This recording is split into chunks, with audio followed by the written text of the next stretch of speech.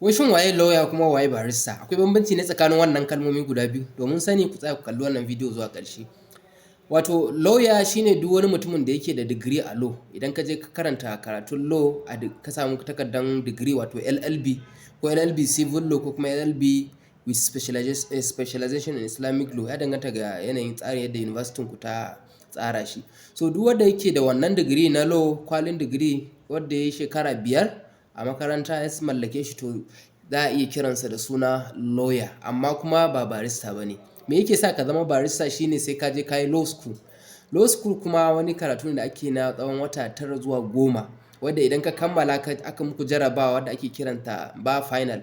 Idan ka ci wannan jarabawa za a baku wani certificate da ake kiransa qualifying certificate, wanda za ku je Abuja da shi ko wani body of benchers da za su muku call to bar, wato a rantsar da ku a matsayin baristoti, su ma sai su baku certificate wanda ake kiransa call to bar certificate.